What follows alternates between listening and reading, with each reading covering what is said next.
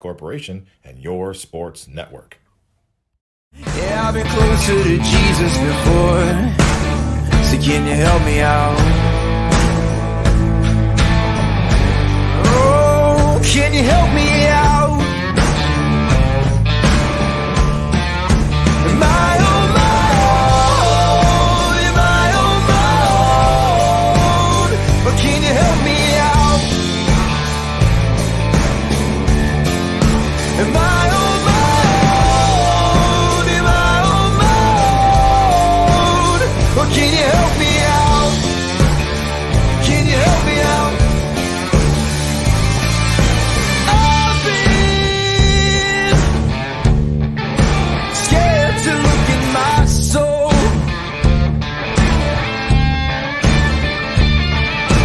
I've been afraid I would follow the road. Yeah, afraid of the things I've been told.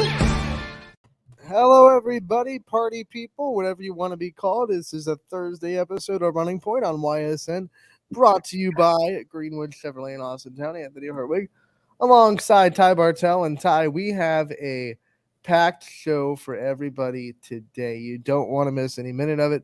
We have 3 interviews pre-recorded that we're going to debut on the show. We have Anthony Romo coming on any minute now. We also have a live interview with Kevin Haney, the head coach of the Lakeview Girls.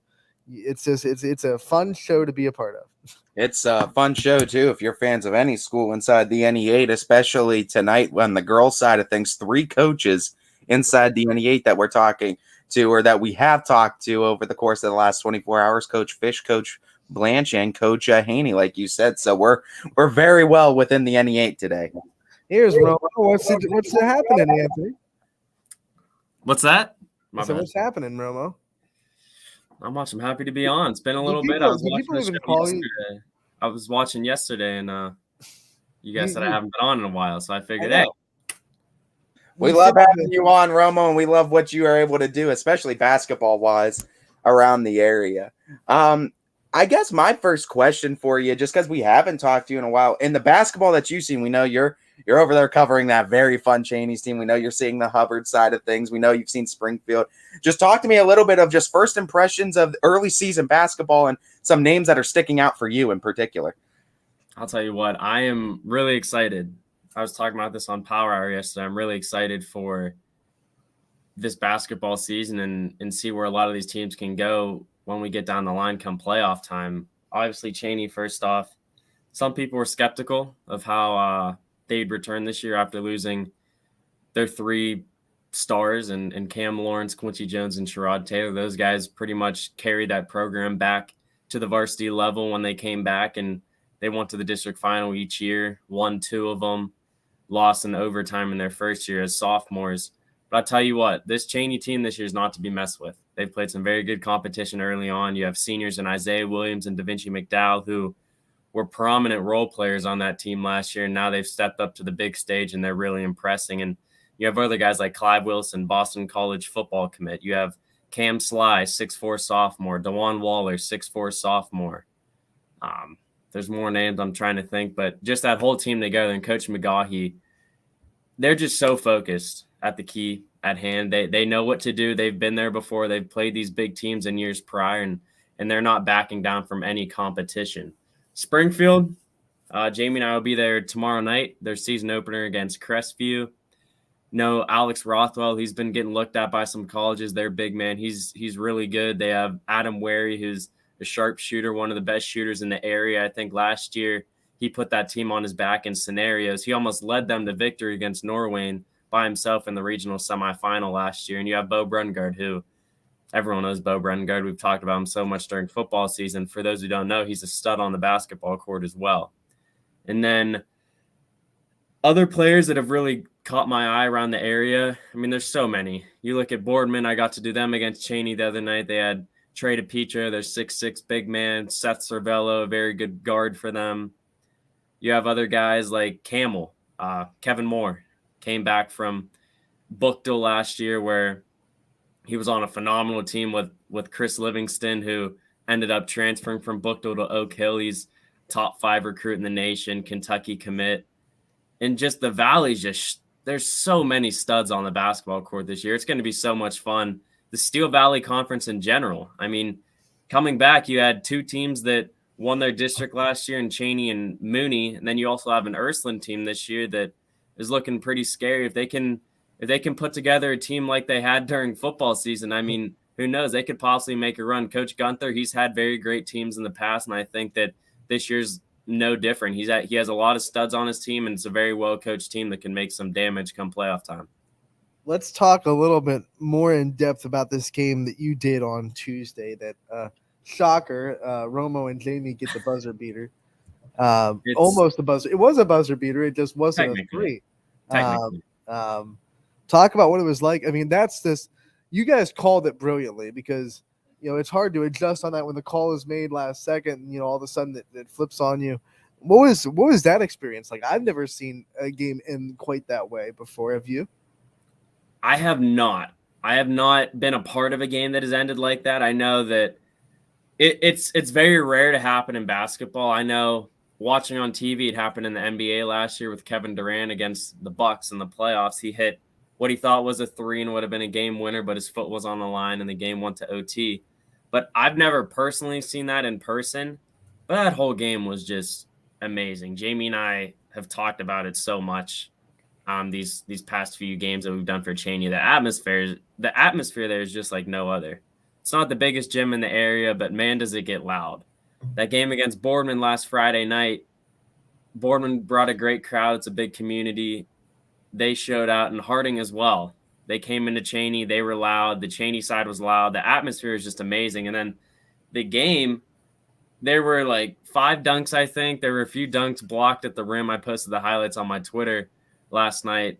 It was just a crazy game. And then that ending, because for most of the game, Harding, it seemed like they were just one shot away from delivering that knockout punch. It was tied going into half. And then Harding built this 10-point lead in the third quarter, and it kind of just hovered between 8 to 10 points for the entirety of that quarter. But yet again, Cheney, come fourth quarter, those kids step up, and they did. And then it was Harding who had to return the clutch favor, and Tyreek Ivory banked in a 3 to make it a 3-point game. And then Duncan Moy stole the inbound, dribbled it all the way back out to the 3-point line, passes off to Peyton Stevenson, banked in another shot at the buzzer, but his foot was on the line, and that's how the game ended. That had to be a real tense gym after that, the way that ended. Yeah, it definitely was. I was joking about this with DJ yesterday. I was kind of happy that our mics block out the sound that they do, right? Because behind us there were not a lot of happy people behind us. That's for sure. Might have been some questionable language back there.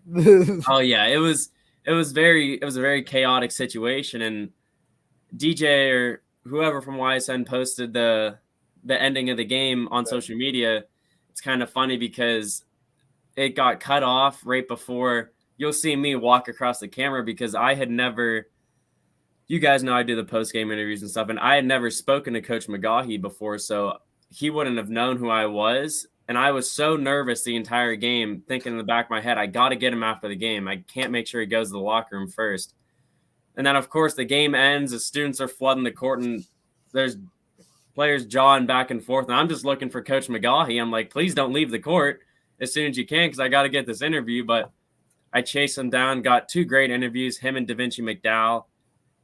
And, yeah, it was chaotic. Give props to him for getting Coach McGaughey, too, because, I mean, that guy sometimes can be like the Loch Ness Monster. He's hard to track down when you get him, but when you do get him, there's a lot to his knowledge and wealth of knowledge for the game as well. Just talking about this Cheney team, I mean, the one player that I've gotten a chance to see, and I just want to get your thoughts on him.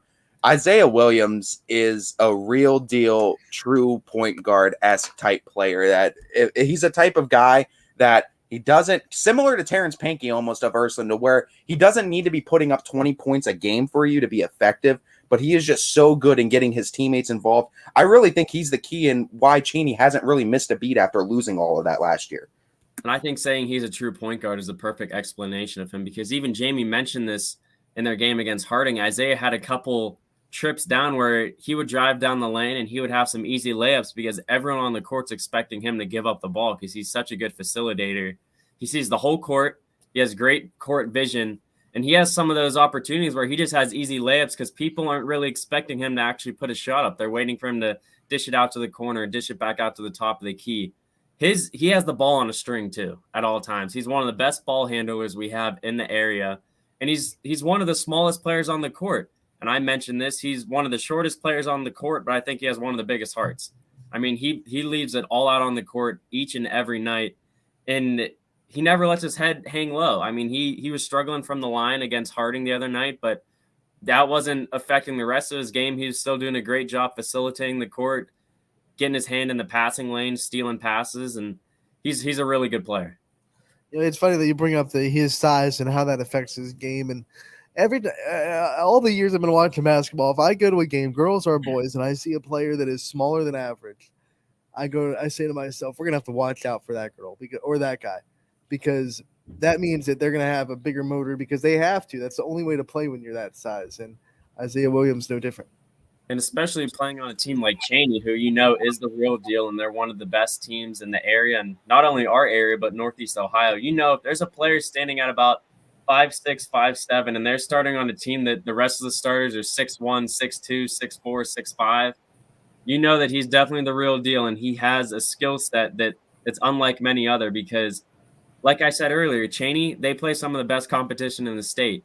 And when these teams line up against them at midcourt before the game and they see Isaiah Williams, they're going to think, oh, are these guys really as good as we think they are? Because they have a kid of this stature starting in their lineup. But trust me, once the ball gets tipped, they earn respect very quick. I think that's a great way to put it too. And I mean, just looking at it, you said it very well, and I think I said something similar too. I mean, when you can't teach height, but you can't teach heart either, and that's a big thing and a big factor. And I think the one thing about Isaiah, just before we go on to the next topic, that I just want to compliment him on. The basketball IQ and just the willingness to always try to get better. I've seen him at countless games too, not Cheney games, at Fitch and Ursuline games, at other games, just scouting with Coach McGaughy, just watching and paying attention to competition they'll face down. And that's just someone that has a true love for the basketball team and for basketball as a sport. Talking a little bit though, on Cheney's side, just looking at what they were able to do. The last two games are obviously they were barn burners, and those kind of close games are going to help you during tournament time. What are some things on that Cheney side? Because I do think the Cowboys are one of our better chances of coming away with some state title gold or making a good run at it. What does this Cowboys team need to improve on, do you think, for them to make it to that next level and get to that next part of the playoffs? I think that for Cheney to make the run that we think they're capable of making, I think that if they improve on their shooting upon the perimeter, I think that's the one thing that's kind of been missing from this team so far. And I think that's something that just comes as the year goes on, as you become more acclimated with game time. Ty, because you did them against Fitch and you did a great interview with Isaiah after the game.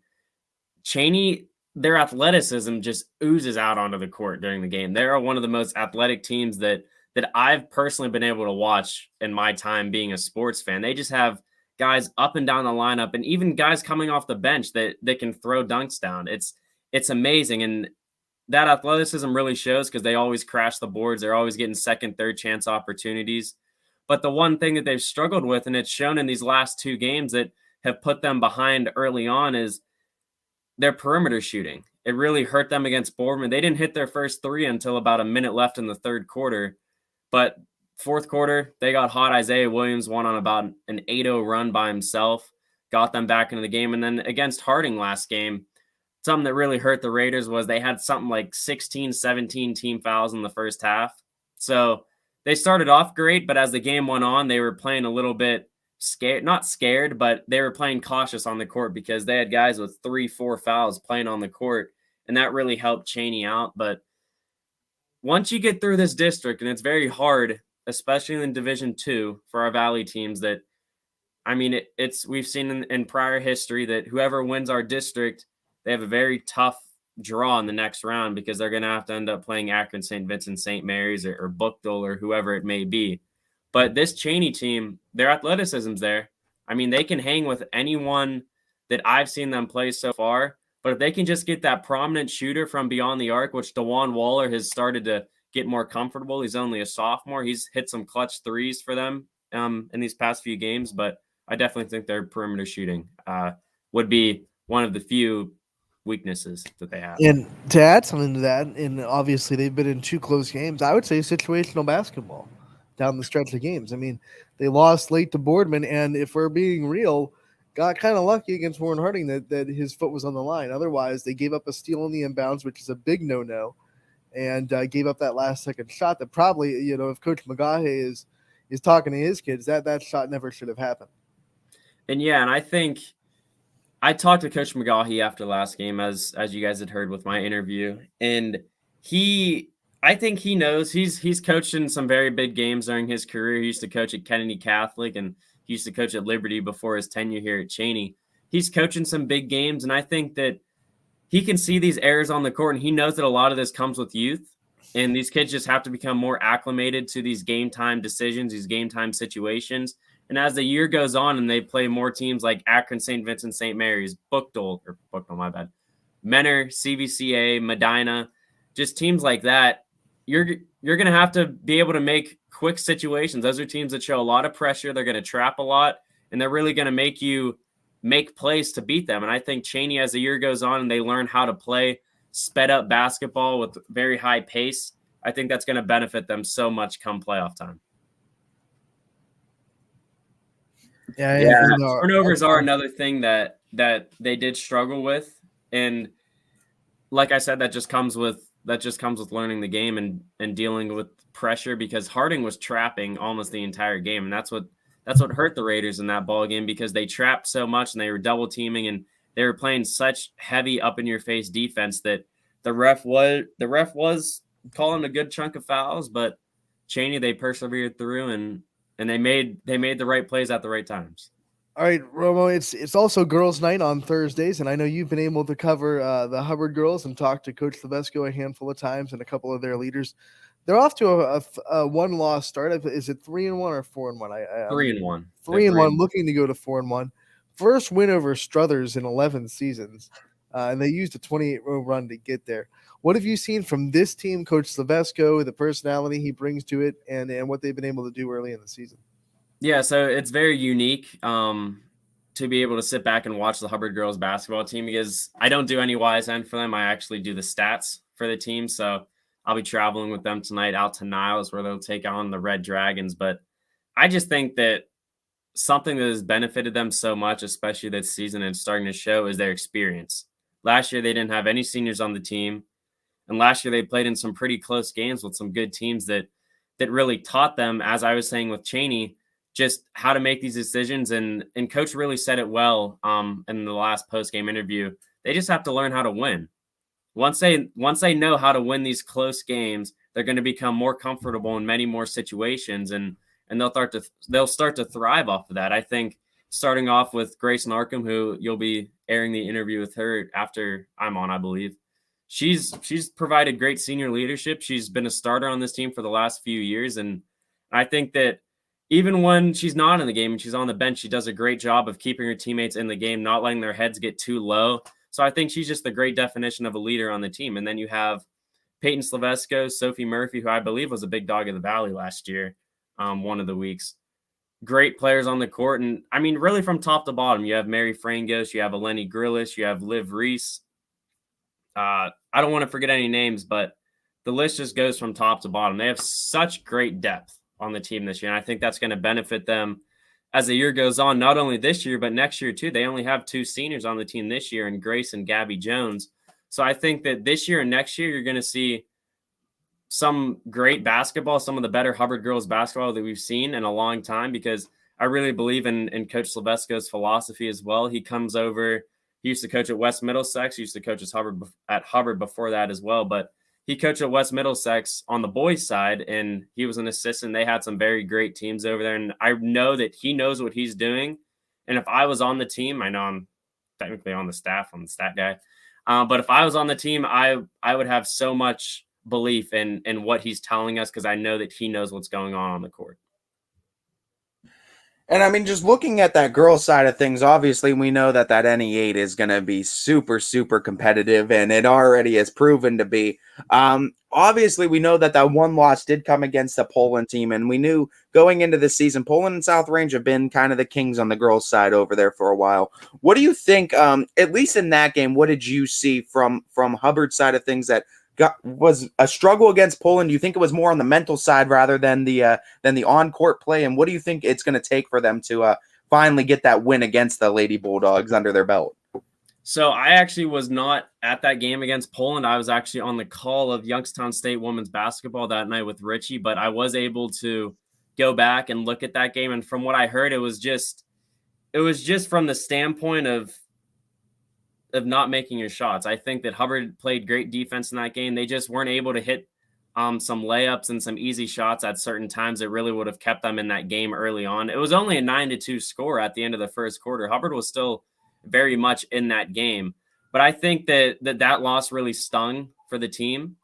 But if they want to come out with a victory against Poland here this year, next year, sometime soon, I think that being able to acclimate to the pressure and make your free throws and make the easy shots, make the gimmies to keep yourself in the game, because Hubbard plays great defense. We saw that against Struthers.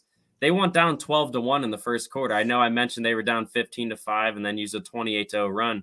But they were down 12-1 in that first quarter. They could have just kind of put their tails down and let the game go on and just continue to bury themselves. But they fought back. They stepped up on the defensive end, and they didn't hit that many shots at the start of the game. But great defense leads to great offense and great opportunities. So I think that Hubbard's defense is definitely one of their strong suits. And as the year goes on and those shots start to fall and you become more, I keep saying it, but more acclimated with your game time and experience, I think that they're really going to benefit off of their defensive play.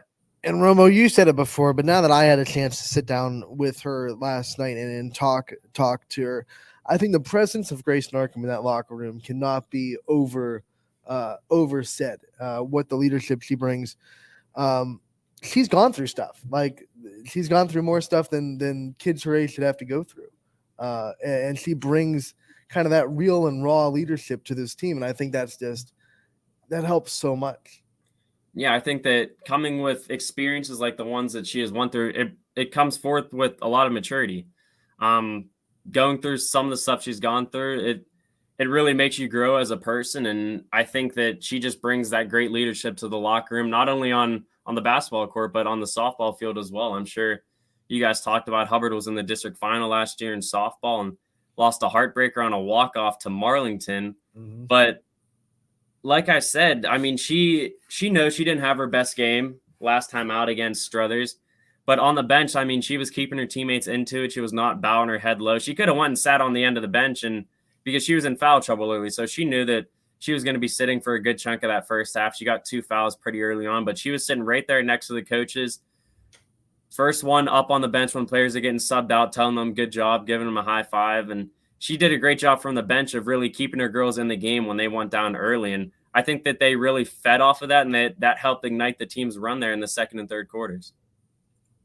All right, Roma. We know obviously you're not. I don't believe you're on the network tonight. You won't be able to hear his voice tonight, but you will hear it tomorrow night as it's Springfield and Crestview. I just want to give you the opportunity to preview this game a little bit for Anthony and I, and hopefully make our picks a little bit easier when that time comes later in the show. Easier for Ty. Yeah. So I know that Springfield they're losing some seniors from last year. They're losing Lucas Yema, RJ Smith, Ethan Isaacson, but they're returning a lot as well. As I said, Alex Rothwell, Adam Wary, and Bo Brungar. That's kind of their big three. They also have Jake Joyce. They have Shondell Gardner. They have a lot of ball players on that team, a team that went to the regional semis last year and kind of lost in heartbreaking fashion to Norway, and it was a great atmosphere. Jamie and I went up to that game. It was at Twinsburg. But on the Crestview side, they have Cusick as well, and he put up a great game their last time out. I think that this could be a very high-scoring game. Both these teams love to shoot. They love to score. And I think it's one of those games that's really going to come down to the wire, and it's going to be one of those games where whoever has the ball last may win. I know Crestview may have a little bit of an advantage early off because this will be Springfield's season opener as they made a deep run in football, as we all know, went to the state semifinals. So they're just now getting Bo back. They're getting Shondell back. They're getting some of their key players back that really still have to transition into basketball shape.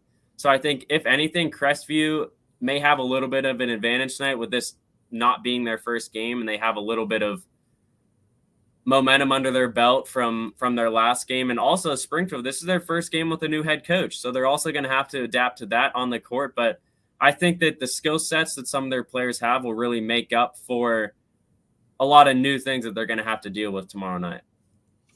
And Jeff Brink kind of coming back home to the Tigers. He's been there before, and he said in our interview, once a Tiger, always a Tiger. And he's kind of implementing that because he's had to use a lot of alums to come practice with the squad while that football team was on a big run as well. And something that Jamie and I are really excited for tomorrow night is we know how much that Springfield community is behind any of their athletic teams. We know during football season that city comes out in full pride, full Tiger pride, and they're there to cheer their team on. Last year, Jamie and I didn't get to experience really what a crowd could be to that Springfield Tigers team because of a full capacity crowd in that Poland game you guys did. That's what we were thinking about, because I was talking to DJ yesterday, and I was saying it was kind of weird to say, but I kind of felt that, honestly, that Harding-Cheney game, out of all the games I've done, that may have been the most fun I've had doing a game here at YSN, and that may be one of my favorite games. But I was thinking, if there was a full capacity crowd, because it would have been a sellout, let's be honest. Springfield and Poland, they're right down the road from each other pretty much. Both those student sections, both those crowds would have been loud the entire night, and having a game that goes 5 overtimes, getting goosebumps just thinking about that game last year. That was just so insane. But I don't know if I'd be able to – I may have had to take a week off with that atmosphere after. I mean, I was already sore after that game. I could barely talk because we started early. If you guys remember, we started at like 6:30. The game started really early for some reason. We didn't end till like 9 o'clock. We were the first game on the network, and we were the last one to finish. So that was definitely an experience. And I think a lot of the Springfield guys that are on their team this year gained a lot of experience just from that Poland game last year, because if you remember, Clay Medvec was out for that game, and Bo Brungar was out for that game. Mm-hmm. And then Alex Rothwell fouls out. Jake Joyce had a couple huge buckets. Lucas Yema hit some huge buckets. He's moved on. But a lot of those Springfield guys really gained some major experience from that 5 overtime game against Poland last year. Romo, thank you so much for taking the time to pop on Running Point. We miss you, buddy. You gotta make this a little bit more often. Yeah, I would love to, for sure. Now that my finals are coming up for school and I'll have a good chunk of time off, I'd love to come on here more and just talk about hoops, because like I said early on, like you guys have talked about these past few weeks since basketball season started, there's a lot of hype about the basketball season here in the Valley because we have so many studs on the court, and they're definitely gonna put in some great years. And come tourney time, we could be making a few long trips, but I'm sure we won't mind. Well, we know that we'll probably hear your voice on the show tomorrow because, of course, you'll be in Niles, not for the broadcast, but for the stat book, and you'll be able to get post-game interviews from there as well, which we really appreciate. Of course, I can't wait. That's one of my favorite parts of my broadcasting now, just being able to get these post-game interviews in and just hear what's in the heads of the coaches and some of the great players that we see on the court on the network. You also help us getting their faces on the network, and we can't thank you enough for that, Romo. As, of course, you could catch Anthony Romo. He does Springfield boys games. He does Cheney boys games. He works the stat for Hubbard. He's over at YSU sometimes. He does it all. He's a man of jack of all trades. I love it. Those girls are 8-0 right now, by the way. If you're not watching Youngstown State women's basketball, you should. Tune in Sunday. They play at Penn State. I believe that game is on the Big Ten Network. Oof. Good plug. Good plug. Of course, Anthony Romo, one of YSN's best. I'm sure we'll be talking to you again real soon, man. Thank you. Love having Romo on. I love him. Does a great job too, and I mean he covers so many different schools at different divisions too, as well as college level. So I mean, he really kind of gets a view of all areas. He works the stat book, so I mean, he's a wealth of knowledge too for someone so young. So we're very, very lucky to have Romo a part of YSN. Oh, you know, I mean, the work he puts into our company, plus the fact that he's still a student, like he said, he still has finals coming up, plus he has obligations to broadcasting at YSU as well. He's just a workhorse. We appreciate everything he does. Absolutely. So as we move on to the show, it's a jam-packed show, so we just kind of got to go boop, boop, boop. We are going to, as Romo previewed a little bit, we're going to debut a interview that I got to do with Grace Narcom of Hubbard girls basketball last night, Ty. And just being totally honest, not blowing smoke. This is one of my favorite player interviews I've done. It's real. Like I said with Romo, like she's been through more than most. We talk about that. We talk about softball and her committing to Cleveland State. Talk about basketball, and it's a really good interview. I can't wait for everyone to hear it. So we're gonna pop this in, and we'll have a chat with Grace Narcom of Hubbard girls basketball on Running Point, brought to you by Greenwood Chevrolet in Austintown. Anthony Hartwig here with a Hubbard player profile. I'm joined by senior Grace Narcom. Grace, thank you so much for taking the time to join us today. Thank you for having me. And you are a senior leader on the basketball court. But before we get to that, you broke some pretty great news for you last week. Tell Ysn Nation what the exciting thing is about your future. Well, I'm continuing to play my softball career at Cleveland State and major in nursing. So that's what I have coming up for me. When you kind of made that decision to land at Cleveland State, what kind of factors went into it in making that decision, and what kind of things made you fall in love with the campus at Cleveland State? Well, I knew I needed to have coaches and a program and like advisors that could work with me, because a nursing program is a very tough field as long as playing competitive softball. So meeting my academic advisors and the coaches and exploring the nursing school that they have there, it just all fell into place so perfectly. And the campus is just beautiful, and they provide a lot of safety and just a lot of support for their student athletes. And that's kind of what I was really looking for. Obviously, it's going to be a big strain for time management playing Division I softball and trying to navigate a very tough nursing program. What kind of challenges do you think you're going to face, and what kind of things have you already done in your high school career to prepare yourself for that? Well, I know a lot of challenges for me are going to be like time management with studying and then traveling with the team. Like making like the bus trips. I might possibly have to be traveling on my own due to clinicals and just other labs with the nursing program. So a big thing for me is going to be my time management and traveling. For high school, I've just kind of taken some classes like anatomy to prepare me, like get a basis for my structure going in, and just working on my organization and time management. That's like my number one thing right now for high school. How much do you think knowing where you're going and not having to worry about the recruitment process anymore, and that stress being off your shoulders, is going to help you come this high school season for softball, when all you have to focus on is making your team better and making Hubbard the best team they can be? It's an amazing feeling. Just going out and playing with my best friends that I've been playing with since probably like fourth grade. Like it's just gonna be an awesome feeling to hopefully go pretty far, win, compete, and just know it's my last time before a collegiate level. All right, we have plenty of time to talk about softball. We'll probably talk to you again during softball season about the Eagles and their softball program. Right now it's basketball season, and you guys are having a great start to the year. You guys have come out. You have a big win over Struthers, the first win in 11 seasons for the program. Talk about what this start of the season has been like for you, and what you yourself has been trying to bring to the team. The start of the season, we knew we wanted to have a changed program, and Scott Silvesco, our head coach, he has done an amazing job of that since my sophomore year, and I can't thank him enough. So coming in, we knew how we wanted to play our game. We don't care about what other teams are doing. We have to focus on ourselves and play as a team and know what we are working on. For me, I just like I play every aspect of the game: defense, rebounding, scoring, passing. Like I'm 5'4" and I play a little bit of a guard, a little bit of forward. I just want to fill the role as a senior on every spot of the court and let my girls know that I'm there for them, even if I'm on the bench, wherever, even if I'm injured like I was last season. Just have their backs 100% of the time and know that they have the support along with our whole basketball family. As a senior leader, and the other seniors on this team had to get it too, but you said you wanted to change the program. What kind of things have you guys done as senior leaders to just kind of step up and try to guide the younger players on this team to understand the standard, the work ethic, and what it takes to really be a winning program? A lot of that honestly had to do with just communicating with them. like some of them didn't know what the program had used to be like and what to expect. So we would kind of talk to them about how things used to go and then what we expect from them.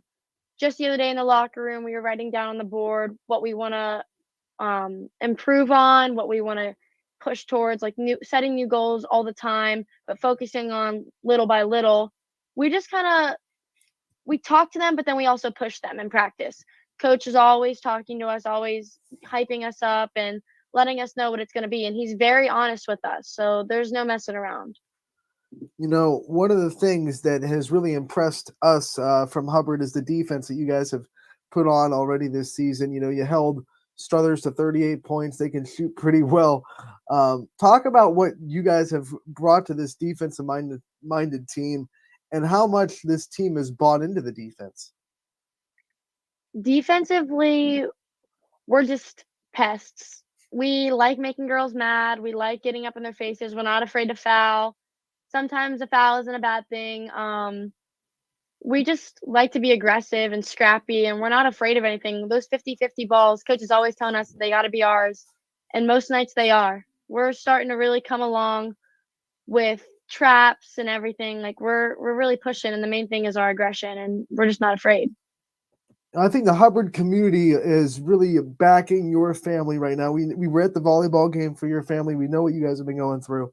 How much has sports and basketball and softball and everything that you do as part of your high school experience really been therapeutic for you this season? Well, going through what I went through, I didn't know exactly how I was going to respond because I've never been through something like that exactly. So it was a weird feeling, but then I took a little bit of time, a couple days to myself once things really hit. Like during the whole process of when my sister was first diagnosed, I didn't step away from anything, but then when I got a little rough, I did. But seeing my softball family and my basketball family come to the funeral, all the fundraisers that were raised for us, all the support I had, the texts I received, it really pushed me to know that like I have family around me everywhere and that no matter what, I can come up from rock bottom. And I did. And I just kept playing the games. Like it was almost like a distraction. And everyone knew what I was going through. So it was really nice that like I could get away and like play for her and just keep my life going on and have the support behind me. You guys get some of the best student support that I think we see from a girls program in the area. Talk about what it's like to be in a gym filled with students that are get rowdy for you guys, get behind you guys, and really give you guys energy. It's amazing compared to, I mean, previous years, a normal amount of fans. And then when COVID hit, we just had our parents there.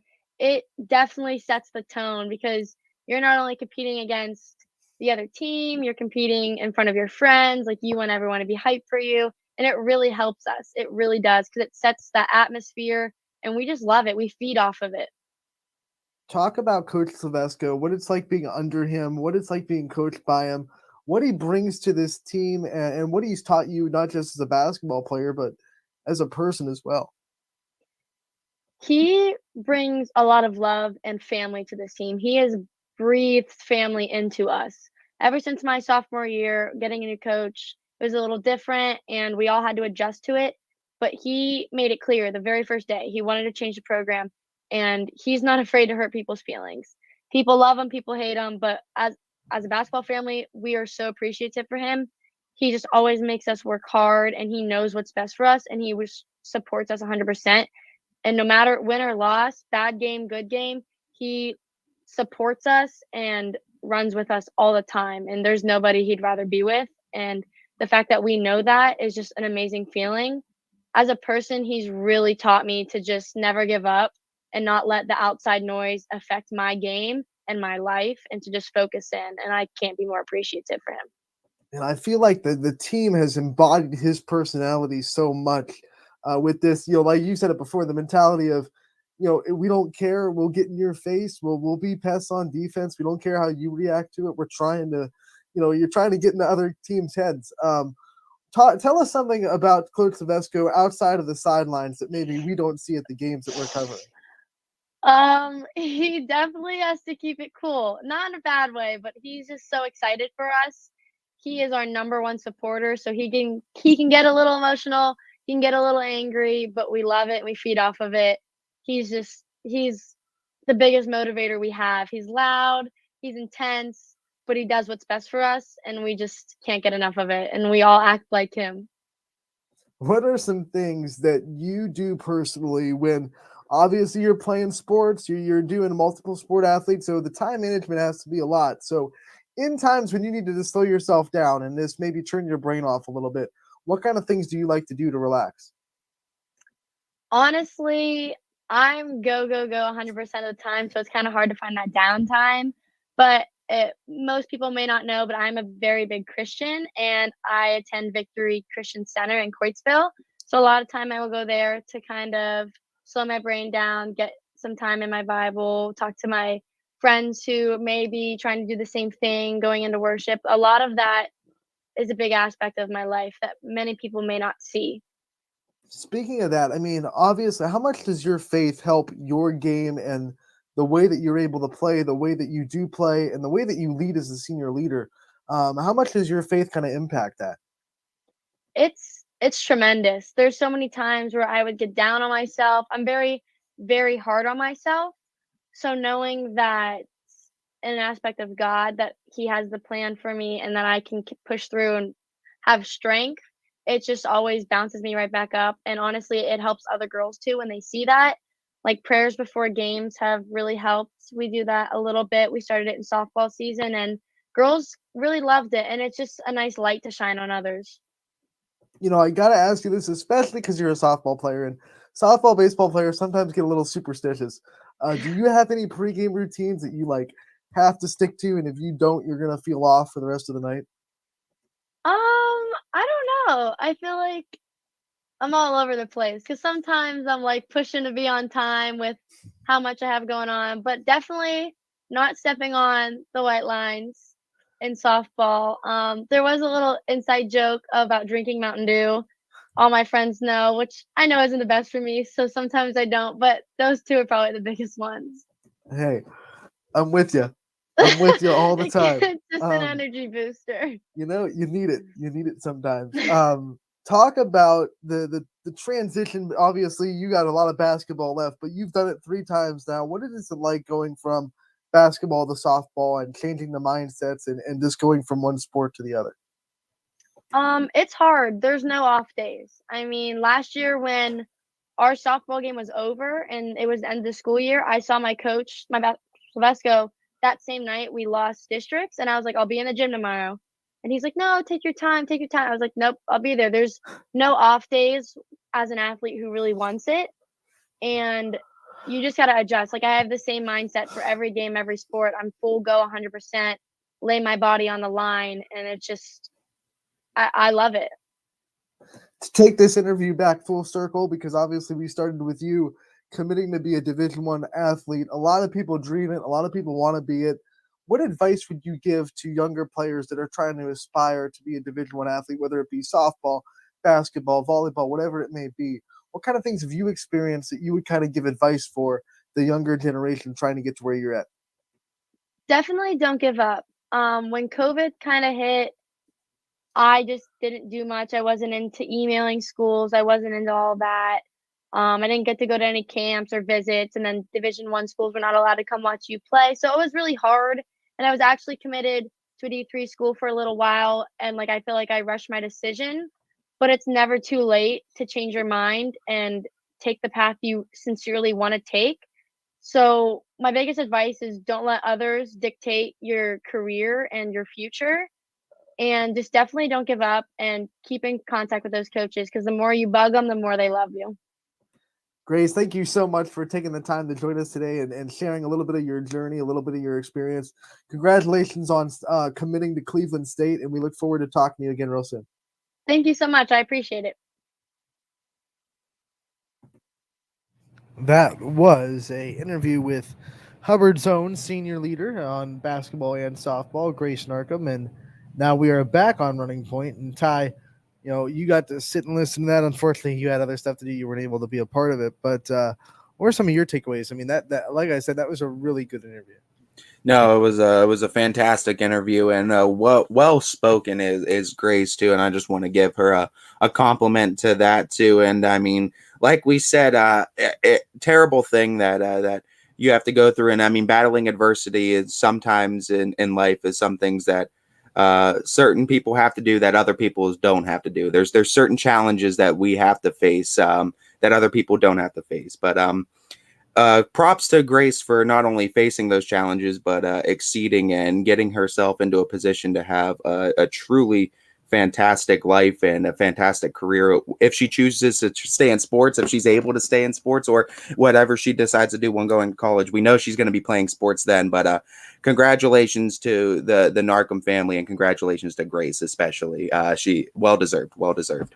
Future Division I athlete, as she'll be heading to Cleveland State to play softball after she completes her senior season at Hubbard. So we couldn't congratulate her more, and we appreciate her time as well, giving us her time for that interview. We go on, and we do, before we take a break, I want to recap the scores that we had come in last night. There weren't a ton of games, but there were, I believe, 6 that we got scores from. And Ty, one of the ones that really stuck out, we saw West Branch really struggle against Carrollton over the weekend. They came back and they did not struggle against Fitch. They went and won that game 63-38, I believe was the final score. Let me get it real quick they won by a lot. That's the point. Yeah, and I mean that's going to be the biggest thing too. Is 62-38. I was off by 1. 62-38. Yeah, and I mean that's incredible too, as West Branch was able to, with the help of all the height that they've been able to do. As Sophie Gregory is huge too, and they were able to get this win that I think they were well deserved to get in this one. Huge metaphorically, as far as her importance to the team, and huge because she's a tall girl, 6'1" point guard. She's causes problems. Yeah. It was Sydney Mercer that led them that night with 17 points. And Sophie Gregory was right behind her with 15 as the Warriors roll. You have Salem. Their defense just continues to be the best we see in the area. 31-16. They get the win over Boardman. To hold the team, I don't care who it is, but Boardman's pretty good in their own right. To hold that team to 16 points, very impressive. Yeah, and I mean Salem, the real deal on the defensive end, and a team we definitely I think should start giving some more props. Obviously, they're in the power rankings for a reason, but really, really impressive late run from Salem. Obviously, people are gonna knock them for their offense, but I won't. I mean, you don't have to be perfect when you're giving up 16 points. Yeah, no doubt, as they're doing just fine on the defensive end. Canfield takes care of Ursuline 44-25. This was a game that Canfield got ahead early, and they never looked back. Yeah, and you know what? Canfield does a great job of going out there to get those victories, and they do so yet again. Big one for Canfield this time. Yeah, and they also had a good amount of time off between those two games, so a lot of practice in the gym for Coach Reel to fix some things, and Canfield gets back on track after they lost to Stowe earlier last week. This is one that you got on me, so you did get a game on me last night because you picked Marlington to beat Howland, and I picked Howland to beat Marlington, and the Dukes came up on top at home, 62-51, but the Tigers continue to put up good fights against really good teams. Yeah, and the big thing what we've seen, and I really just want to give more or less props to Marlington. They're beating these big teams left and right, and they're beating the AAC, and they're kind of been the kryptonite, I guess you could say, for the AAC this year. Wins over Canfield and Howland early on, so Marlington certainly showing that they're the real deal on the girls' side. Mooney wins a close one with Warren Harding, 42-40. As they pull out a thriller in Warren to bounce back from their loss to South Range. There was only 3 games we split on, and this was the one game too. And again, it was by 2 points. When we split on Marlington and Howland, and then you took Boardman. I did take Boardman. So I'm up 8. I'm plus 8 now. Just so you know. Yeah, we'll get it. We'll figure it out. We'll be all right. One more score from last night as it came in late last night. We were able to find it. Cheney lost to Cleveland Shaw 63-40. It was Shaw's first win of the year. So Youngstown Cheney does lose to, once again, Cleveland Shaw 63-40. They had a game with East scheduled for Monday, but they had to cancel it because they had some busing issues getting down to East. So Shaw gets back onto the floor and they get a win over Cheney. Yeah, and congrats to Shaw for getting that win, and like we said, doing a great job as well. So those are the scores from last night. There were 7 games, 7 scores, and a much busier night tonight. I think you'll find out when we do our picks a little bit later in the show. But for now, we're going to take our first break of the day, and when we come back, we have pre-recorded interviews from Coach Jeff Fischel and Coach Nick Blanche. We hear from Poland and South Range girls basketball coming up next on Running Point, brought to you by Greenwood Chevrolet in Austintown. New things happen all day. Some are good, some not so good. In today's complicated world, while you're busy working, playing, and living life, we're busy helping you make sense of the day's news. And there's only one place where it comes together with clarity, context, and accountability. It's 21 News at 6 with me, Madison Tromler, and Derek Steyer. 21 News at 6. It's what the day's news really means to you. Welcome home to a home made homier with Baird Brothers Fine Hardwoods. Inspiration starts at BairdBrothers.com and is turned into reality when high-quality hardwoods are delivered right to your home. Baird Brothers has the latest design trends: shiplap and skinny lap interior siding, antique oak rustic flooring. And, well, you'll find them all at BairdBrothers.com. Ordered easily, delivered conveniently, enjoyed comfortably. BairdBrothers.com. At Greenwood Chevrolet, shop with confidence knowing we're ready to go the extra mile for you. With the largest selection of used vehicles in the Valley, backed by the Greenwood Advantage Warranty. Every one of our vehicles has undergone our own 126-point inspection, so it passes the most important inspection, yours. No other dealership has the extra inventory, gives you extra for your trade, and goes the extra mile for you. Only at Greenwood Chevrolet. WRS Wealth Advisors, the area's premier wealth and retirement specialists. Located on South Avenue in Boardman. Quality, customer service, and integrity. Those are the 4 words that have driven our success since 1957 at Joe Dickey Electric. Joe Dickey Electric is one Mahoning Valley landmark business that stays current with the requirements of our customers. Family owned and managed, we are an electrical contractor and energy solutions provider. Every member of our team adds to his or her skill set through ongoing training. Residential, commercial, industrial, automotive, and more. We keep ahead of the needs of our customers with a fleet of more than 50 vehicles and 24/7 emergency service, so you're never left in the dark. When looking for home design inspiration, don't just be inspired, be Baird inspired. Whether new or remodeling, Baird Brothers has the latest trends like shiplap to refresh your home. Go from inspiration to installation with our wide selection of in-stock American hardwoods. From the rustic charm of antique oak to the warmth of traditional cherry, Baird Brothers has what you need to make your home inspiring. Baird Brothers, our family's heritage, your family's home. For a great vehicle and a great experience, come to Boardman Mitsubishi today. As always, our full lineup of Mitsubishi models comes with a standard 10-year, 100,000-mile powertrain warranty. Boardman Mitsubishi, your hometown Mitsubishi dealer since 1999. Coca's Pizza, always supporting our community and our local athletes. Stop in on game day or score big and have it delivered right to your door. Check out our daily specials at cocaspizza.com. That's Coca's Pizza, we serve it hot. At Hubbard Chevrolet, Hubbard can help you get the financing you need, regardless of your situation. I'm Tony Page, and I've helped thousands of customers in Northeast Ohio and Western Pennsylvania buy a vehicle. Visit HubbardChevy.com to get pre-approved. Remember, folks, Hubbard can help.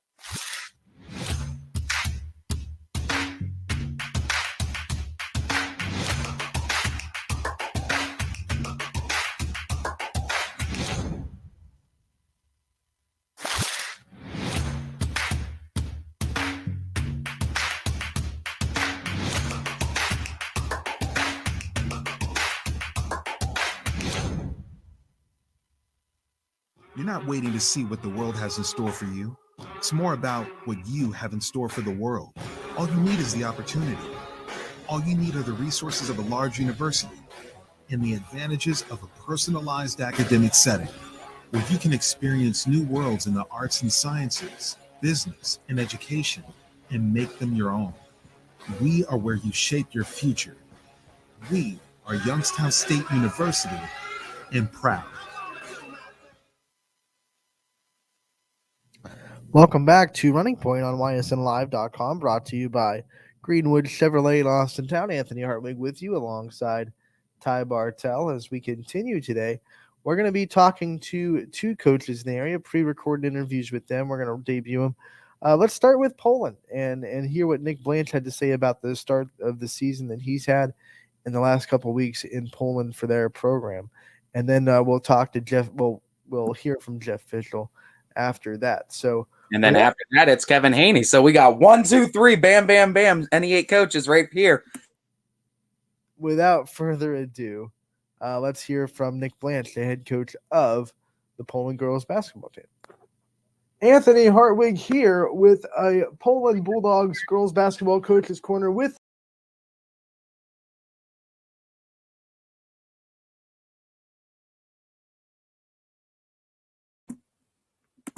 obviously some technical difficulties for Anthony, and I'm pretty sure that's probably user error, but we're going to replay that interview for you here real shortly as soon as we get Anthony right back on. We're going to work here 1 second. If not, I could get those playing for you guys, but 3 interviews, Jeff Fischel, Nick Blanche, and Kevin Haney. We have Poland girls, South Range girls, and then Lakeview girls. Big one too, Lakeview, and playing tonight as well. So we're going to get to hear from both coaches before their big matchup tonight inside the NE8.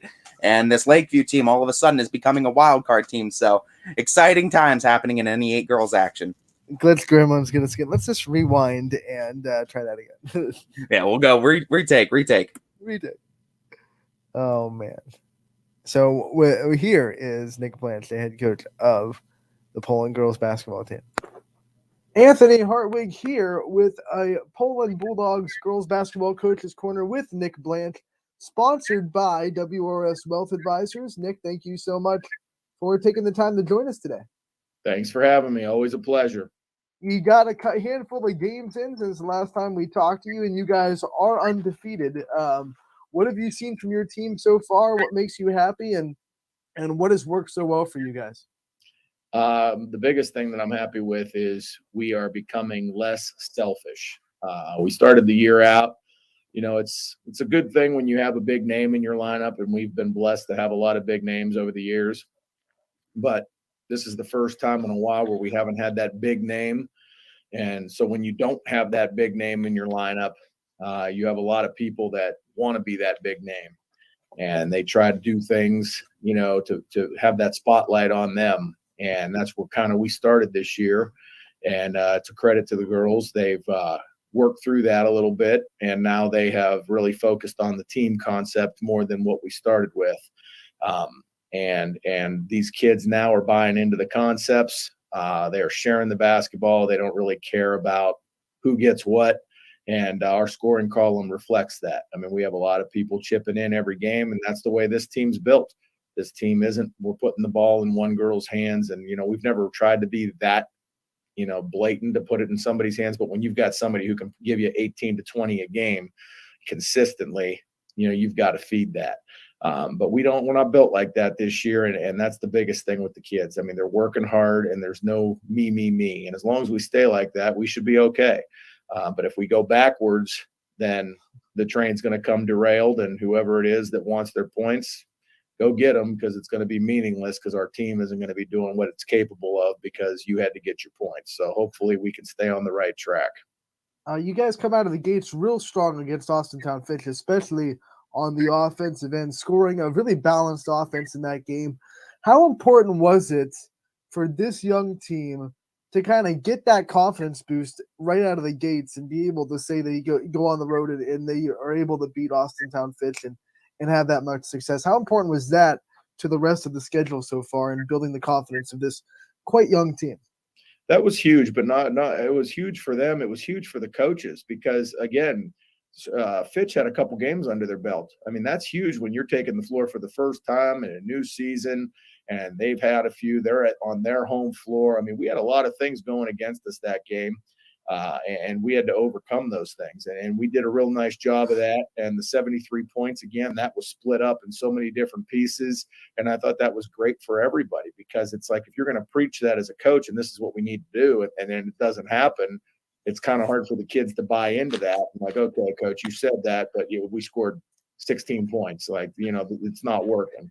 So for us to be able to do those things against a good team, I mean, Jeff Wilson's doing a good job over there. He's building it up. He believes in those kids, and he's been working hard to build their confidence up. And that program's going to be back and bigger than ever. I mean, in the years to come, there's no doubt in my mind.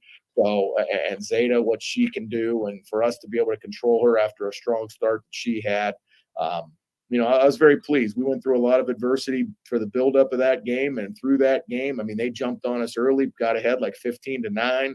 So we had to play from behind on the road on top of that.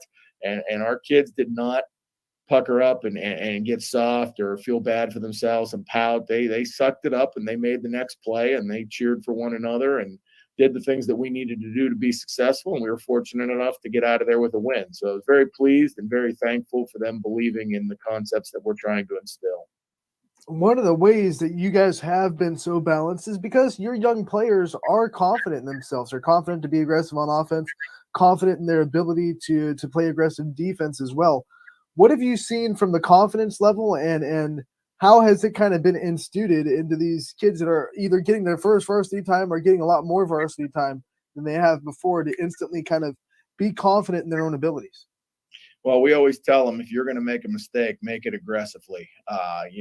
Nobody's perfect. I mean, there's times where I, as a coach, will botch something, call the wrong set, just have the wrong person on the floor for a set that we run for certain people. And that kind of stuff happens, but you got to be aggressive. Don't make the mistake where you're being passive and something goes wrong and you just stood around and watched it rather than going after something aggressively. And that's how you're going to keep your minutes. Like right now, we rotate 10 kids, and I'm very proud of that because that's not something you see very often. But we have 10 kids right now that are all on a level playing field, and they all bring something different to the table. Some are rebounders, some are defenders, some just flat out can come in and give us a break at a position without any drop off and play on the floor. So I've been very pleased with that. And again, it's the team concept. Yes, minutes are down for kids that want to be on the floor for 28, 29 minutes. So instead they're playing 23, 24 minutes. It's part of the sacrifice you make for the greater good of the team. So again, I'm very pleased with everyone, and we talk about that all the time in practice. Like we've talked about the pouting stuff.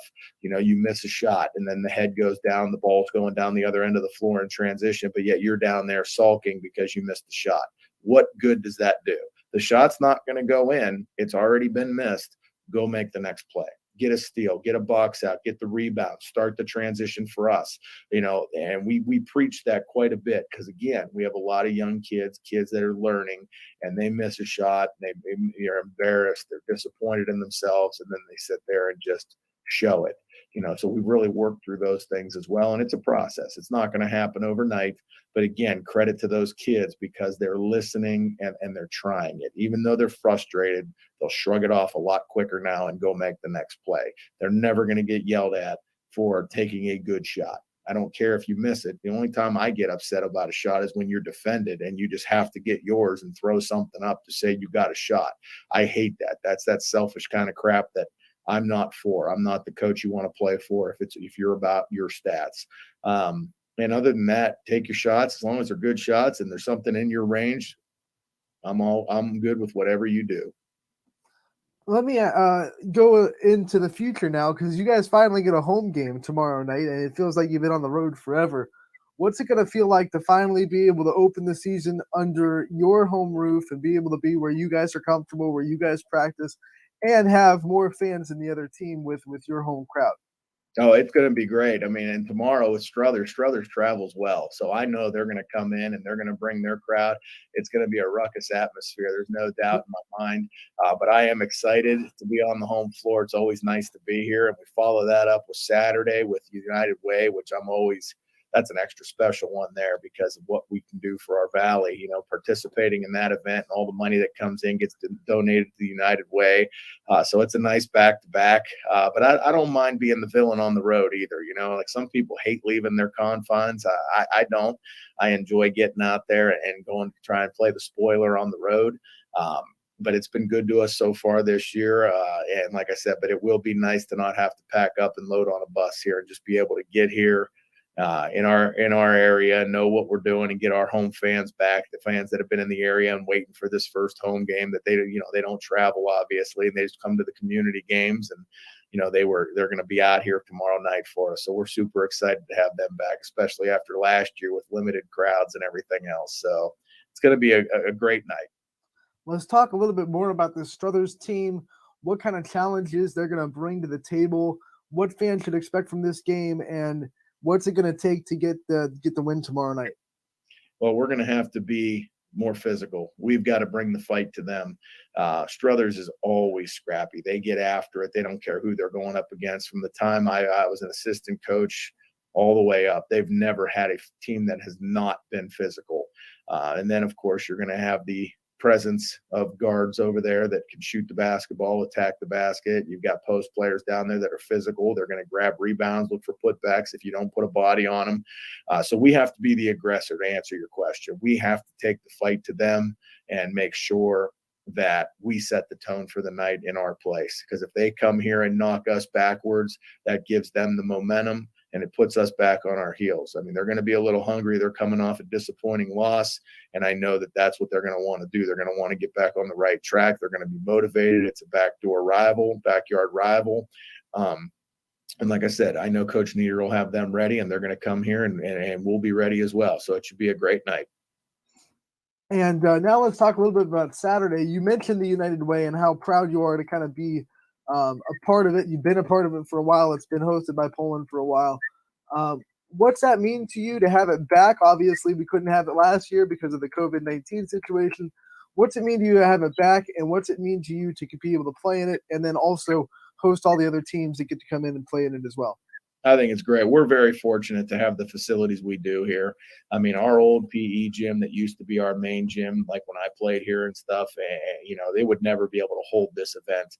So to be able to do this now in this field house and bring these teams here, everybody volunteers their time, works. And like I said, everything, 50-50 drawing, everything that comes in goes right back into our valley. We have the locker rooms to host people, like this, and we have the people that are willing to donate their time they're not looking for money to help. They're here for the right reasons.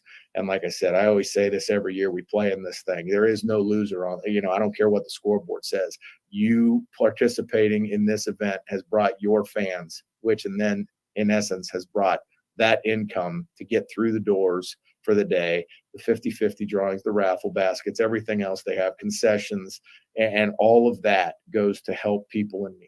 And there's no better reward than that. So win or lose, it is what it is. There's a bigger picture for that day and that event. And we're very proud to have that here, not only for ourselves at Poland High School, but also the community of Poland to be able to be the center and the hub for this event every year. And last year it was missed. I mean, I really love playing in this event, and to not have it last year, I understood why, but we're especially excited this year to have it back in place.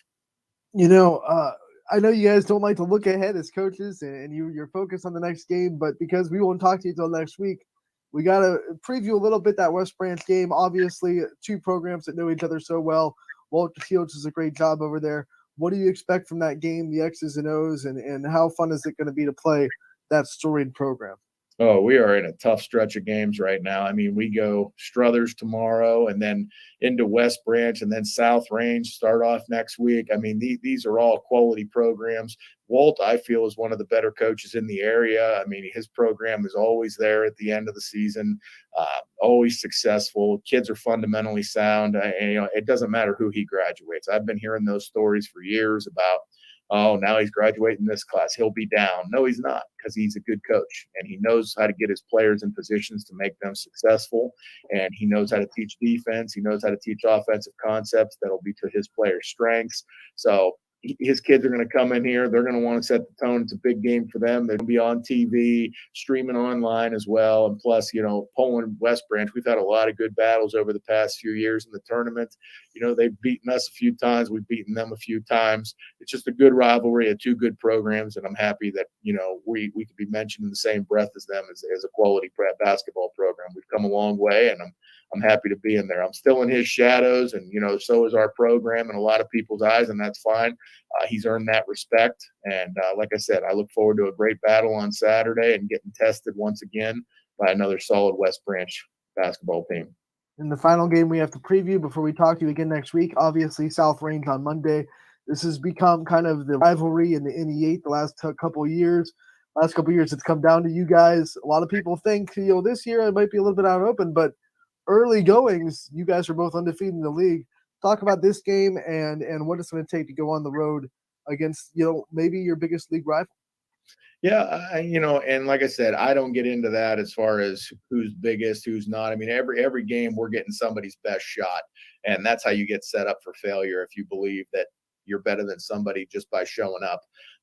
But I understand the concept, but like I said, with South Range coming in, they have been one of our biggest thorns in our side, and I feel we've returned that favor to them as well. Coach Fisher will have those kids ready. And like I said, I'm excited for that opportunity. It's on the road. So once again, we get to go try and be the villain on the road. But I've got nothing but the utmost respect for that program. And I know they're going to bring it, especially defensively. And we're going to have to earn everything we get over there at South Range on Monday.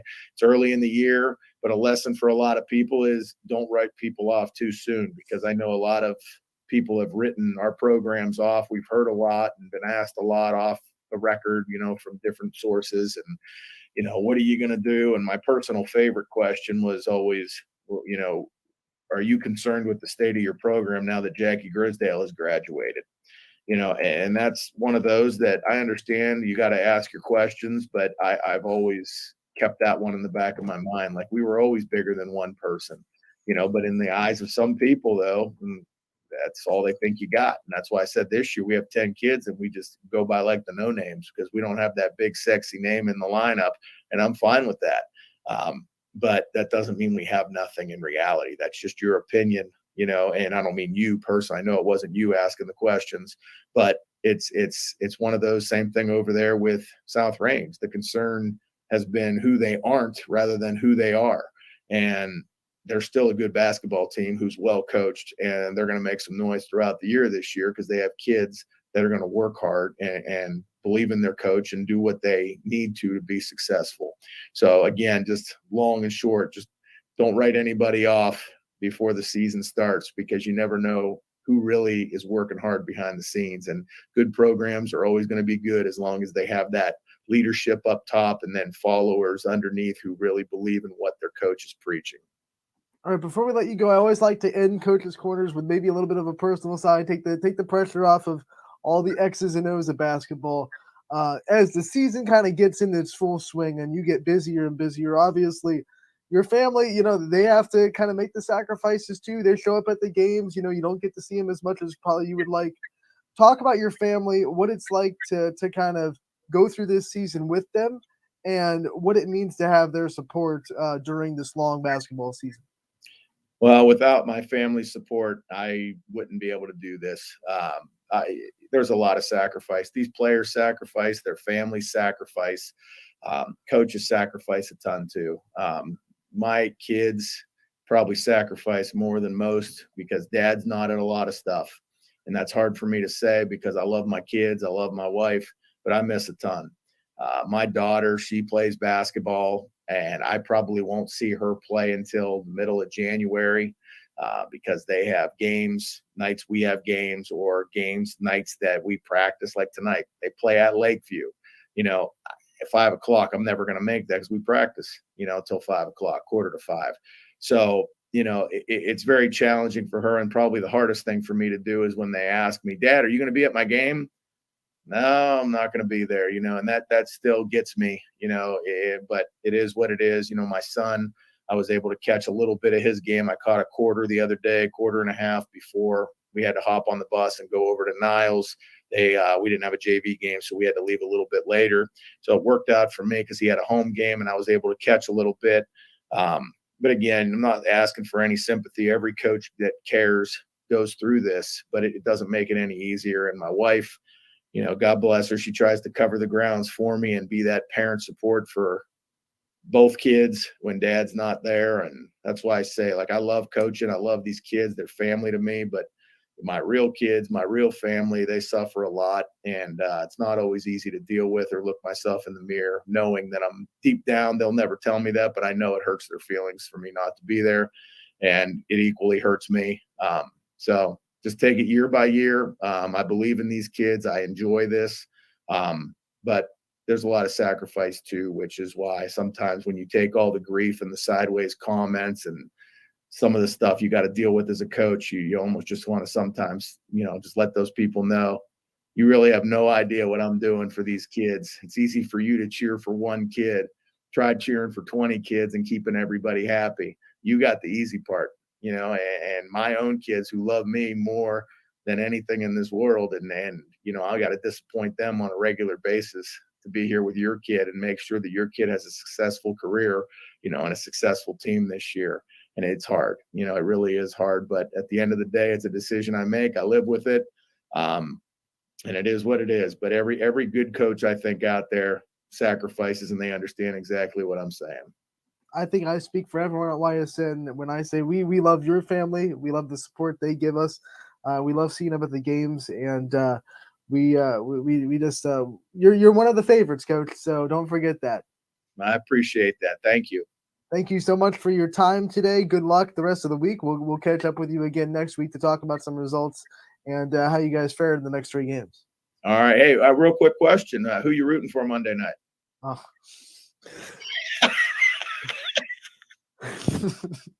You wearing your burgundy underwear again? I basically I tell you this every year. I just split it. Home games for South Range, I'm 60-40 them. Home games for you guys, I'll be 60-40 you guys. We split 60-40. Very All politically right? correct answer. Well done. Got to be 60-40. So all right, I want to make sure you get some questions too. I want to be that report, because remember, when I'm done here, I'm coming with you, buddy. So I got to get some practice. Right. It's a good hard-hitting question. I like it. Yes. That was Coach's Corner with Nick Blanche, and he had to get his jab in on me right before the interview was over. And he always gives me a hard time for being from South Range. He knows it, and I think not the first coach to give me a jab for being. I can't wait till we have to pick that game too. That'll be fun though. But now, Coach Blanche, I mean, I got the chance to talk to him when they came over through Fitch, and like you said, a great coach, great guy to talk to, and just one of those guys I could just sit and have conversations with a long time. We really do have some great coaches. As like I've just gotten the chance to see a few. I mean, I've already had Coach Gunther come through too. I'm pretty sure Coach Siegfried's going to be coming through at some point as well. So I'm excited to talk to all the coaches that this year that we get to talk to. All right, Ty, we are going to hear from Coach Fitch, but we've made the executive decision to have that interview air a little bit later after Coach Haney's live interview at 1:30, just for time constraints there, so we can fit it in.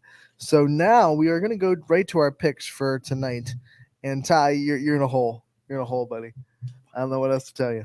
Little bit of one. There's still hundreds of basketball games left, so I'm not too You're worried. telling yourself that. It's more opportunities to dig even deeper. Yeah, we'll see. We'll see. I'm feeling it out now. I think I got an idea now on what I need to do. So we'll go straight to the fan polls as well. You can vote along with us on Twitter like every day at Running Point YSN. And we love to hear who you think are going to win these games and who wins these fan polls. And the fans have been pretty good at picking, as well as me and Ty. We miss a couple every now and then, but what are you going to do? You can't be perfect. Yeah, no doubt. So let's start with a big one in the MVAC Scarlet tier, Ty. And it's your first pick because, I won last night. Springfield at McDonald. The fan vote has 71% Springfield, 29% McDonald. I'm going to agree with them, and I'm going Springfield. This is a tough one because Springfield looked really good against Brookfield, and obviously Brookfield's a really good team. And if we're going just based on both these teams' last games, McDonald got some humble pie against Liberty, of course, and Springfield was able to beat a really good Brookfield team. But part of me is just saying McDonald is still really good. Don't sleep on McDonald. I'm not writing them off. They're but not going to Springfield was lose really to good last Monroe. year too. Like Springfield's going to be good again this year. But I said it before. I believe in Springfield. They were on my power rankings this week. I think they'll probably be on mine again if they win tonight. I'm going to stick with the Tigers and say they win tonight. Every time I pick against the Tigers, it doesn't matter what sport, they always shut me up. I did it in football once, and they shut me up. No, I did it twice, and they shut me up in Geneva and Brookfield in football, and they shut me up, and I picked them the rest of the way through. I might do it the same with the girls because I picked Brookfield again over Springfield in basketball, and Springfield shut me up. So I got to go with the Tigers. All right, my first pick this time, Pymatuning Valley going to Badger. The fan vote is 67% Pie Valley, 33% Badger. Badger came off a big win against a struggling Lordstown team on Monday, 55-10. You know what? I won't go against the banner. I'll just pick Badger. Give me Pie Valley. You're splitting. I am. All right. Next, Massillon, Washington goes to Louisville. Fan vote has Louisville at 75% to 25%. How good is Massillon, Washington this year, though? I know they're usually always relevant in both sides for basketball. I don't think they're quite at the level of Massillon Jackson. That's for sure. Yeah, well, Massillon Jackson, is too. Yeah, you know what? I'm gonna I'll go with Louisville on this one because I have no reason not to. Louisville's look good. They're in the power rankings for a reason. I think I'd put them in the top 3. I think I did put them in the top 3 in mine. So yeah, give me Louisville. I'll stick with you there. I mean, if Louisville gets this win and they're on a win streak going into the weekend, they might be a contender for that number 1 spot in the power rankings. They have certainly the depth to do it. Oh man, and when Kendall Loy gets back, oh my God, at full strength, and they get her acclimated to the lineup. Oh my goodness, that's going to be so dangerous. Every time I hear Kendall Loy's name, I think of that doodle from SpongeBob. It's like Minoy, Minoy, Minoy. Why is that what you think? Minoy, Minoy, Minoy. Bob is what makes you think of That's how my mind works. Oh, what are you talking about? And we just lost all of our viewers. They just ditched us. No, not really, but I'm just next. Columbiana goes to Valley Christian. My first pick. The fan vote is 71% Valley Christian, 29% Columbiana. I will take the home team in this one and say Valley Christian gets the win. Columbiana has had some impressive wins this year. No, I'll go with Valley Christian and Coach Agresta on that, though. Give me Coach Agresta and Valley. All right, it'll be your first pick for this one as we go inside the NE8 as Jefferson tries to bounce back over their 4-point loss to South Range. They travel to Girard, who's also trying to bounce back to a 4-point loss to Lakeview. Girard's kind of had struggles since they've been playing the NE8, though. Losses against both South Range and Lakeview now. But so has Jefferson too. They did get a win over Lakeview, but that means nothing in the grand scheme of things. You know what? No, Coach Furman, I still have faith in this Jefferson lineup. I know this Girard lineup's going to be a wild card too, but I really do think this Jefferson team can still make noise. I think they're going to get it figured out with this one. Give me the Falcons. This one's a toss-up for me, to be honest. It is. It's going to be a close one, I think. I think Girard has more ways to score. I'm going to go with them at home, especially since Jefferson has to make that long trip. Oh, I got off the poll. Hold on. Did I say what the fan vote was for that? I don't think so. I think you said the last. You said the last one for sure. All right, let's track back real quick. Okay, Jefferson Girard. It is 62% Girard, 38% Jefferson. And next, who I will pick first, Lisbon goes to Latonia. Note that this game was originally scheduled to be at Lisbon and has been moved to Latonia. So if you're looking at an old schedule or thinking that this game's going to be at Lisbon, just remember that it will be at Latonia. And the fan vote has Latonia with a 57% to 43% edge. I'm going to give it to Latonia too. I think they're just at a better spot right now than Lisbon, and you can't go against a girl that can score 20 points a game. Yeah, give me Latonia. You go from there to Garfield going to LeBray. Garfield with a 67% to 33% edge in the fan vote. LeBray can score. They have Laura McCoy, who's on the Baird Brothers Big Dog of the Valley nominees list. In Garfield, they've only had 2 games in the season. It's going to be a tough road trip against LeBray. I think that's your first pick. For my pick, I'm going Garfield. And quite simply, after that game with West Branch, they came out a different animal. They're looking strong as ever before. So, Lady G-Man it is. I don't even remember who they beat on Monday, and it would go a lot into my pick if I could remember. Well, I can't give you that kind of information, Anthony. You're up 8. You know what? I'll go with you this time. I'll pick Garfield. I won't split. Next, Western Reserve versus Sebring. The fan vote 63% Western Reserve, 37% Sebring. And I know Western Reserve has struggled a little bit in the last couple of games, but obviously against really good competition in Louisville and Liberty. Give me Western Reserve to go on the road and get the win over Sebring. I got Blue Devils in that one as well.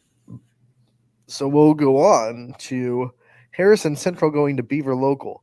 86% Beaver Local and 14% Harrison Central.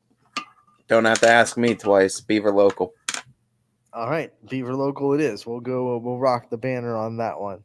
Wellsville going to United. The Eagles have a 75% to 25% edge in the fan vote. Lady Eagles have run the table really well, too. It's your first pick, but I think, I'm going to take United too. Yeah, I'm taking United as well. They've run the table over there for quite some time. Southern goes to East Palestine. 100% of the fans think it is Southern, and that is 8 votes in that poll. So 8 people all for Southern in this one. Ty, it's your first pick. Yeah, East Palestine hasn't been bad, but Southern's been one of the queens of that conference too, and Southern always puts out pretty decent teams. Give me the Lady Indians and Southern on that one. Yeah, I'll take Southern as well. And we go on to the next one. Edison versus East Liverpool. Liverpool has an 86% to 14% edge, and this one is your first pick. Give me Coach Smith and Edison and Lady Wildcats. I'm going to go with Edison as well. Next, Middle Ridge at Jackson Milton. The Blue Jays have a 71% to 29% edge in the fan vote. I believe it's your first pick for this one. Yeah, give me the Lady Blue Jays. I'll take the Jays as well to bounce back after their. That's who Garfield beat, by the way. They beat Jackson Milton. Very impressive win, which makes me more confident in their chances tonight. Next, this one will be very interesting. 2 teams that are kind of in a spot where they're hard to figure out right now. Champion going to Newton Falls. And it's my first pick. Fan vote has 63% Champion, 37% Newton Falls.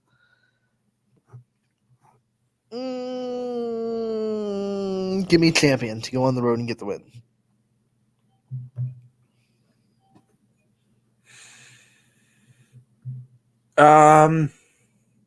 Newton Falls at home. Give me them. I'll split. All right, so we split on that. And next we have Hubbard going to Niles. What do you think about this one? I think with Hubbard right now, they're looking really good. They're sitting real pretty. Give me the Lady Eagles. I will take the Eagles as well to win this game and move to 4-1 on the season. We move on to the next pick. We're almost done. We have South Range going to Lakeview. The fan vote has 78% South Range, 22% Lakeview. And Kevin Haney's in the green room too, so no pressure. So he's just watching. This one's tough too because both teams have had good games and they've had games where they've been down a little bit. Lakeview's at home though, and Lakeview just had that impressive win over Girard. Maybe we should have Coach Haney come in and help us decide on this one too.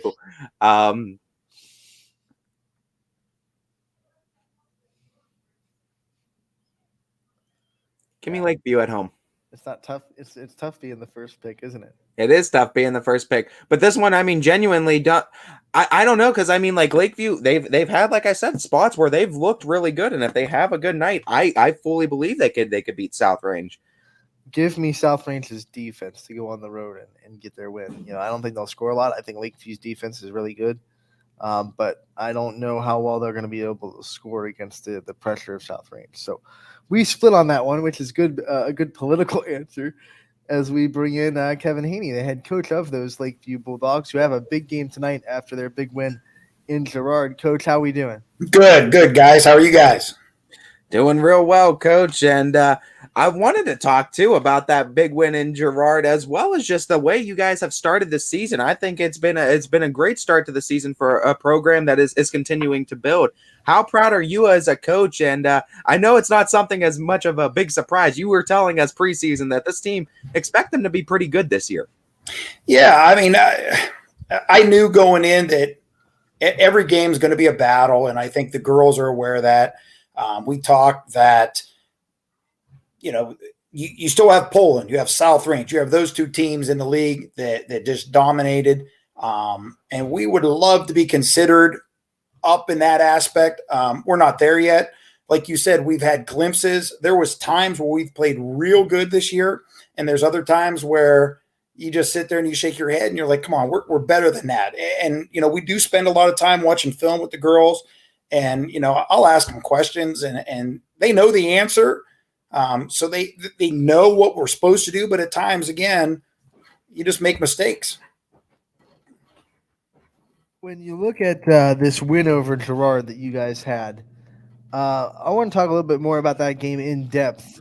You know, what you saw from the team that got you the victory, what they did so well, especially down the stretch, finishing that game against a Girard team that made that last push. Yeah. Now, we went at halftime, and I told the girls that it's probably going to come down to the fourth quarter. But just like you hear all the time, when you come out at halftime, those first 3 minutes are so important. Same thing with the fourth quarter. 3 minutes into those quarters, they're huge. And we were the aggressor. We switched up our defense a little bit, and we got after it. We got Browns fans all over here. You know, Mr. Perry from Niles is a big Brown supporter, and he's going to that Ravens game. But yeah, that 3 minutes was big. We got ourselves a decent little lead.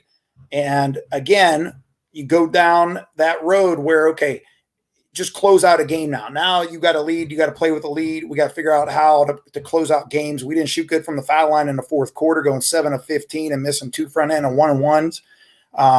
So again, but you come through and you win that game. That's a big step forward in the process of becoming a decent team. Biggest thing I think I want to just talk to you about, Coach, is just looking at the progressions and what they are doing so well this year. And just talk to me a little bit about what is the biggest growth point from last year that you've seen to this year that you really want to give the credit to the girls on for really improving on. I just understanding what we want them to do. I mean, that's a huge thing. 90% of this game is mental, and I do believe that. And there's about 10% that you can throw in that if you're going up against somebody and they are just better than you everywhere, then that doesn't come into play. But if you're looking at teams that are relatively somewhere comparable, the mental game is going to win you some of those games. And you want everybody on the same page. And I think we have that. We have a good group of girls that genuinely like one another. We work on that team building stuff, and I even have them break down film and send me the game plan to see if we're all on the same page, so we understand what really we want, what we think we can do. And honestly, just to watch and see what's successful, what's not successful. So they have to invest into it, you know. And I said it after the game with Gerard and going into that game. I said, girls, whoever invests more is going to win this game, because you're the last ones to surrender. That's the one thing we kept talking about. You got to invest, and you got to want to win sometimes. Just showing up isn't going to cut it, because, I mean, Jefferson, we were in that game back and forth, had to lead in the fourth quarter. We lost it. So every game this year, I think our girls realize, hey, we're getting a little bit better. We have a chance in every game. And the more they put in to watching film and understanding the game, that's a huge advantage for them later down in the next game down the line. Even though there are seniors on this team, and it's not a quote unquote young team as far as age, it's a pretty young team as far as varsity experience goes. Talk about what they've learned already from day one to now, and what you've seen from the leadership of the older kids and how they're maturing as basketball players. Yeah, I got one senior who this would be her third year lettering. She got a little banged up last year, but a lot of our juniors and I play a lot of sophomores, a lot of juniors that are getting a ton of experience. But the one senior, she's a little bit of the glue. Like, she's not afraid to go out there and get a little physical and bust her butt on defense and fight for those rebounds. And then you have Maggie, who's kind of like that quiet leader. The one that's stepping up a little bit. Brooke Schneider's starting to be that one that's got a little bit of grit, which you like to see. She's starting to just, when the going gets tough, she just cracks a smile and laughs it off. Like, it doesn't bother her. So that's one thing that I think is nice coming forward. Coach, I mean, obviously looking at this now, you got a win under your belt within the NE8. Competitive as well against Jefferson, but now you talked about the South Rangers and the Polands and the big test, and we know there's going to be a big test tonight.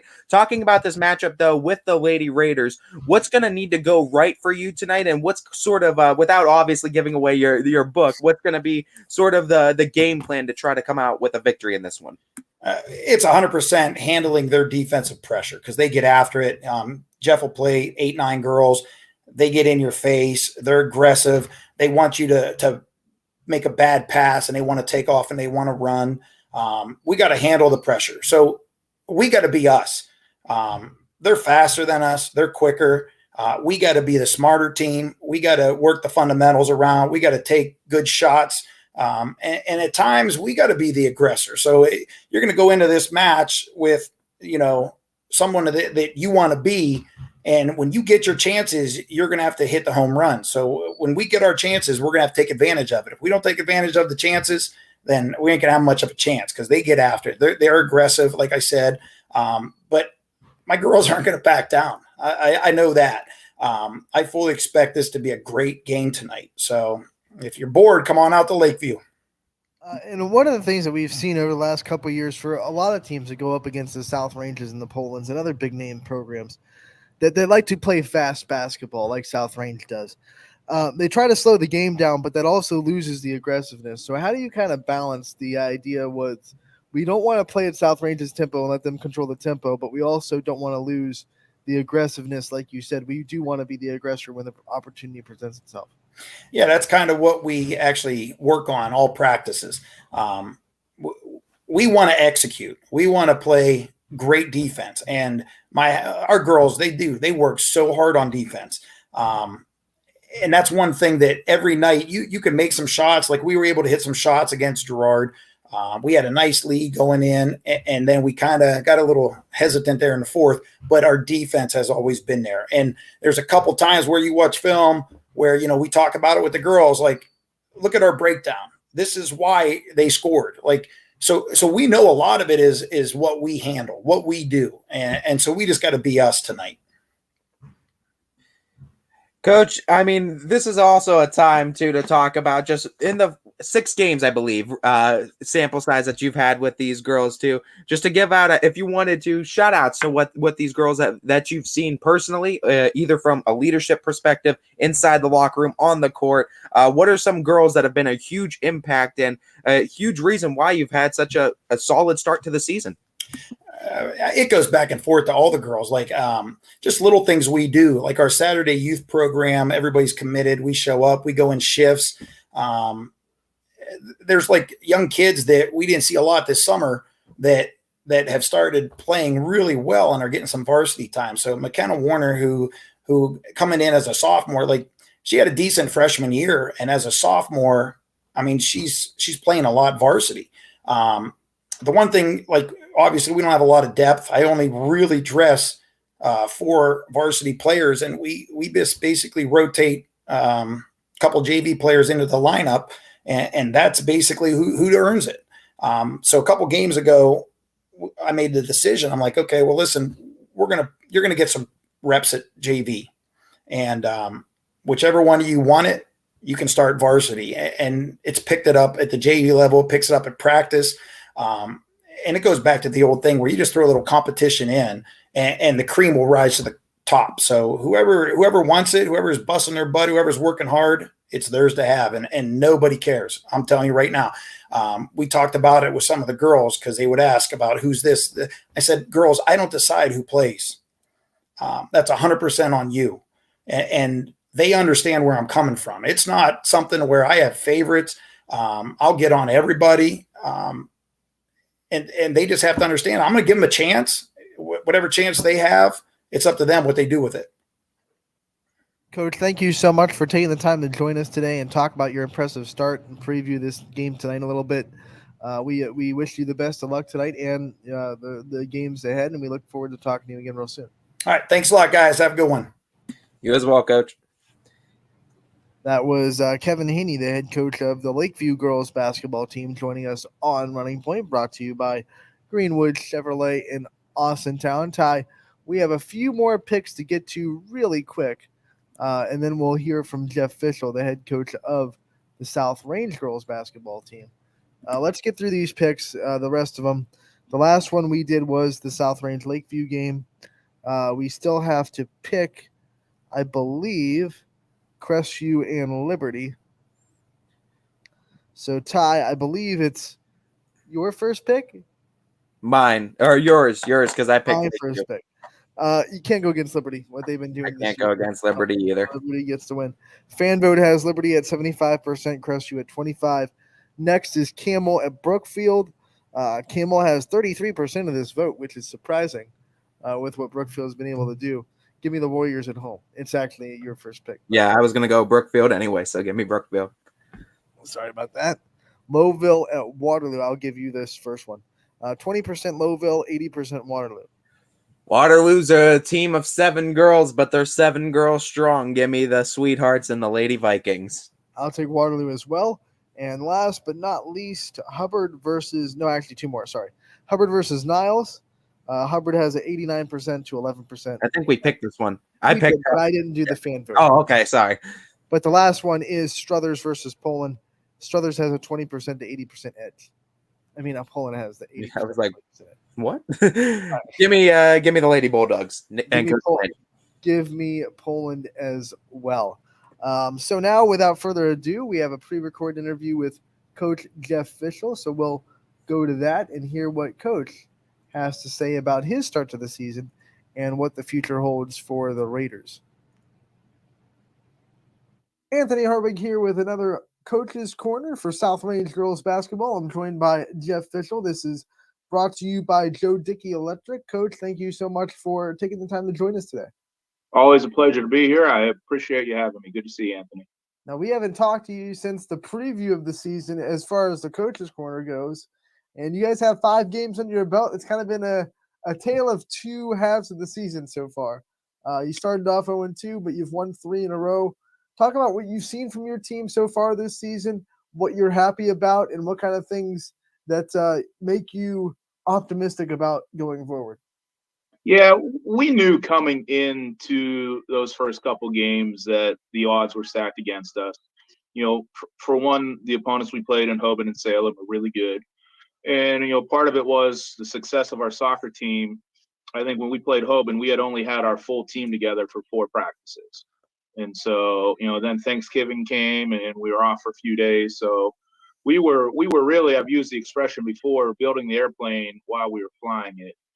And, out of 3-2, obviously 3-2 sounds pretty good when we started 0-2, but that's not our major concern right now. Wins and losses are sort of on the sideline. We're focused on, the day-by-day process, because we realize how much work we have to do. We have a long way to go, but these girls have such awesome attitudes, and they're showing up every night, and they're working on the details. And so that's given us a lot of optimism. They're starting to believe in themselves, which is important. So their confidence is growing, and that's just helped the focus at practice. So excited where we're at and looking forward to the next step.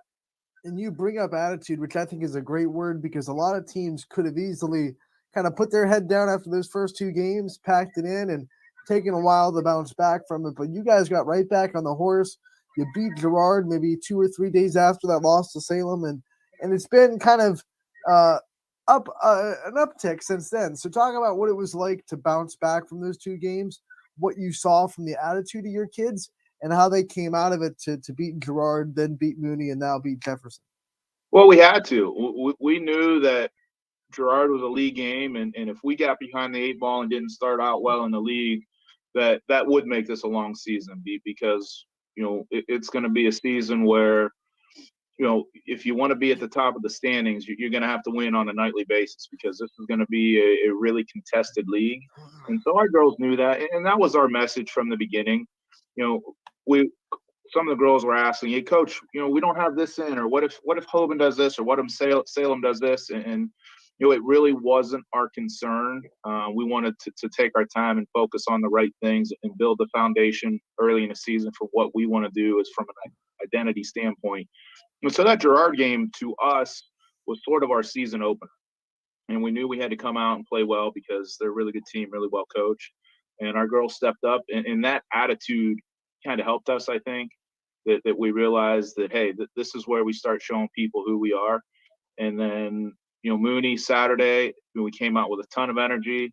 That's a tough place to play, and probably played the best game that we've played this season. And so that was good for the girls to spend the weekend after that, knowing that we got to 2-2, and they started having that confidence build up. And then that long bus ride at Jefferson Monday, everybody in the league knows what that is, and that's a tough place to play. And that was just an absolute, I don't even have a word to describe that game, but that was a fight and a battle of some tough basketball right till the end. And, we made the plays we needed to make down the stretch, and we're able to get that win. So we're 2-0 in the league, and that obviously makes that bus ride home a little more enjoyable. One of the things that I think is very clear, and it's always been clear with you guys, even before this year, it's a defensive first program. Since you got on, you've had the 40 and under club, where you try to hold teams under 40 every night. Even in your loss against Salem, that's still their season low as far as points scored. Talk about your defense and what you've seen from them this year, and how they've kind of kept you guys in the games while the offense figures stuff out. Yeah, and you're right. And the girls realize that. I mean, we haven't scored a lot. We don't have girls that have figured out the scoring part of offense right now, and we're going to. We're seeing signs of that, and we've had different girls step up already in the past couple games. So it's getting to where we want it to be. But even once we get it there, we're still going to have to play really good defense, because the teams that we play in this league are really good, and they execute their stuff really well, and we're going to see a lot of different looks. And so we're going to have to win games on the defensive side of the court. And I thought, once I broke down the Jefferson film, just some of the rotations that we made on defense, and some of the switches and jump outs that we had were so much better than what they were when we played Salem. So these girls have realized that has to be the case when we play, that we're going to have to use our defense to turn into our offense. And as good as we've been on that, we've made adjustments, and we've gotten even better at defense the past week or so. So that's exciting, and it's fun, because it's fun for a coach, I should say. It's not fun for the players, because defense is hard, and defense doesn't get the notoriety. Defense doesn't get the headlines. And so for the girls to come out here and take defense so seriously and to commit to it, that's what's fun as a coach, and give the girls credit, because, like I said, there's not a lot of glory in defense, but defense leads to the glory. In our post-game interviews, already we've talked about Emma Cunningham, and we talked about Lexi Giles and what those two have kind of meant from a leadership standpoint. But one of the other players that I kind of want to talk to you about while we have you on, Grace McQuiston has really stepped up this year, has looked very promising. A lot of potential there. We saw glimpses of it at Mooney, of course, and glimpses of it even in the Girard game. What have you seen from her this season and her getting really her first taste of solid varsity time? Well, Grace is the kid that you've got to convince her to take some time off, because she'll do a workout before the game. She'll go do a workout after the game. She is so committed to this team and to herself and to becoming a better basketball player that her work ethic does not stop. And I mean that. We've had to tell her to take time off so she could rest up, because she will just go and go and go. But that work ethic is starting to pay off. And, she had 10 against Mooney, 9 against Jefferson, something like that. So she's one of those secondary scorers that we're going to have to rely on. And, she's struggled a little bit on the defensive side of the court in the offseason. And she's starting to realize that if she wants to play, she's got to play defense. And she's really made a commitment to that. She's made some great defensive efforts for us. And so, happy for Grace that she's starting to get rewarded with playing time for this team. And I do this every year because I feel like Mallory Vidman always needs talked about. Now she's a senior, under the radar player that does a lot of things for you guys that don't show up in the stat sheet. Rebounds, great defender, no matter what size she's going up against. Talk about her, what you see from her now this year, and how important her senior leadership is going to be. Yeah, really, really, this team goes the way Mallory goes. And she doesn't show up in the stat book too often, and that's not a knock on Mallory. That's the type of game that she plays, and that's how unselfish she is. She does the things for this team to win basketball games that people that read the newspaper and watch the news don't realize how important she is to us. We asked her to guard Taylor Skinner Monday night at Jefferson. That if you look at it, looks like a mismatch. And Taylor's one of the best players in the state of Ohio, and she brought the ball up the court. And Mallory's not usually a point defender for us. And Mallory took care of her all game. To hold a team like that to 27 points with a player like her wouldn't have happened without Mallory, and we wouldn't have won that game without Mallory's defensive attitude, and she set the tone for our whole team. Let's preview the next couple of games that will happen before we have a chance to talk to you the next time. Tomorrow, you go to Cortland to play a Lakeview team that's coming off a really big program building win over Girard. What kind of challenge is Lakeview going to kind of present? What are you expecting from them, and what should the Raider fans expect when they go to make that trip to support you guys?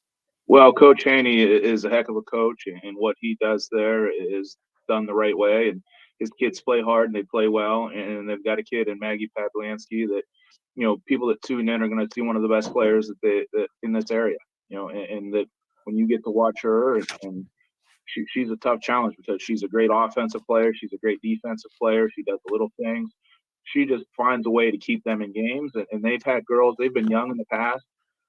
Their younger girls are now more experienced, and they're playing good basketball, and they take care of it. They're hard to defend. So Lakeview's a really good team, really well coached, a lot of talent. And, again, that's one of those bus rides where we go up there, and that's a tough place to play. And we know that this is the most important game on our schedule right now because we're day by day. You have your own Pavlansky on the bench with you. Might be an added advantage a little bit. I'm interested to see if the whole family sits together and watches the game tomorrow night, or what happens if we've got to keep them separated. It'll be fun, but I'll be keeping an eye on that. Before we talk to you again, you'll also have a matchup with Poland. It's the one that everyone circles if you're a South Ranger Poland fan, because it's come down to you guys the last couple of years in the league. Talk about this matchup. It might look a little different this year, a lot of new faces. But what you expect from the Bulldogs, what you expect from Coach Blanche, and them coming into your house for the first matchup? Well, it's definitely going to look different because I heard a rumor that Coach Blanche is going to wear a bright blue suit for this game. So that'll definitely be a different look for him. No, I'm kidding. I tried to talk him into it. He wouldn't have anything to do with it. But, and that's what makes tomorrow's night game for us so important. And that's what makes tomorrow night's game for them against Strother so important, because if we don't go take care of business tomorrow night, then the spotlight isn't on Monday nearly as much. And you said it, every year it's South Range and Poland in this battle, and it's such a meaningful game. And they're really good again. Poland is really good again. I don't care what names go in the scorebook. They've always had talent, but that's a program that Coach Blanche has built there, and they present a really tough matchup. And we're going to play tomorrow night, and then we'll spend a couple days getting ready for them, and we'll see what happens. But looking forward to it. Coach Blanche, great guy, friend of mine, and that always makes for exciting basketball and things being done the way they're supposed to be done. I'm sure you've had a lot of time to learn more about this team as the season has gone to full swing. What kind of things have you learned about this team in the last couple of weeks of the season that maybe you didn't know about them after the summer and in the preseason? Well, we've talked about our three seniors, Hannah, Lexi, and Mallory, and our junior Emma. But then it's 4 or 5 sophomores that really have not been short of a couple games last year. And Devin Sauerwein played some meaningful minutes last year, but we had a sophomore class where we're asking 4 girls to play significant varsity minutes. Liv Yeagley, Grace McQuiston, Sydney Pennick, and Madison Dato, and Devin's starting for us, and all 5 of our sophomores have been tremendous. Their attitude of practice, their work ethic. Hey, we were getting our butt kicked by Hoban, and they weren't afraid to go in and battle. And we knew right then that we had something special with this sophomore class, and they're really starting to mesh with the older kids, be great teammates. But I could talk about those 5 sophomores and individually what they bring to the team, because all 5 of them are special players, and we look forward to the future they have with us. But that's sort of what we weren't quite sure what we had early in the year, and as they get better, we get better, and it certainly brought a lot of optimism into the coach's office. Before we let you go, I always like to end Coach's Corners with maybe something a little bit personal, take the pressure off the X's and O's of basketball. And we've asked you a lot of questions over the years. I'm trying to rack my brain on something new, but I asked Coach Blanche this, and I want to ask you it too. Your family and you make a lot of sacrifices during the basketball season as a coach. There's a lot of things you can't be at. There's a lot of time that you can't spend with your family that I'm sure you would like to. Talk about what it means to have your family at the games and to be able to have the support of your family during what is absolutely a long basketball season. Well, you're right. Basketball is a long season, and there's great sacrifices. Especially because basketball happens, right through the holidays, and I haven't saw my family very much in the past week, and I miss them, and then they miss me. And sometimes it's getting the kids on the bus in the morning and getting home after practice and tucking them into bed, and that's all I get to see them. So those sacrifices, they're difficult, but my wife and my kids support me, and for them to come, and you saw them photobomb the interview after the Mooney game Saturday, and my son came up right behind the bench. So they're there as much as they can be, and I love having them around, and their support. I wouldn't be able to do this, and I wouldn't do this if I didn't have their support and their love. My wife keeps the book for us. She's at every game, and we try to get the kids that to them. So it's fun, and it's cool that they get to grow up in the gym a little bit like I did. It means everything, and so I appreciate that question, Anthony. And when the season's over, we get to spend a lot more time together. That's all. How much have you kind of learned as a father, as a husband, to treasure the time you do get during the basketball season and make it worth that much more? Well, I think you learn a lot of lessons through time. We have a saying here: how do you spell love? Time. And so it's being able to give your time that shows people that you care about them. And so, what happens is I don't get to see my family very much. No coach does during basketball season, not just me. It's every coach. And so when you do have those times together, you focus on them, you put your phone down, you turn the TV off, and you make sure that you're with them for whatever time you have with them. And then, coaching girls basketball has certainly opened my eyes to some things and made me a better husband and better father to my daughters. My son, he kind of along for the ride with me. But you learn some lessons, and that's a great thing about basketball. We tell these girls, it's not about the wins and losses. It's about what you learn and how you take it out and apply it to life. And so I've always said I learn more from coaching these girls than they'll ever learn from me. And that's a blessing of being able to coach this program, being able to take it to make me a better person, father, and husband. Coach, thank you so much for taking the time to join us this week. Best of luck in the next couple of games, and we'll talk to you again next week. Anthony, Hopefully about the a couple world wins. looks good in burgundy and gold, man. Appreciate you having me on. That was Coach Jeff Fischel with his Coach's Corner, and that will wrap up today's episode of Running Point. Thank you so much for joining us. We're going to take a 22-hour break. We'll be back tomorrow from 12 to 2 on YSN. All as always, brought to you by Greenwood Chevrolet in Austintown.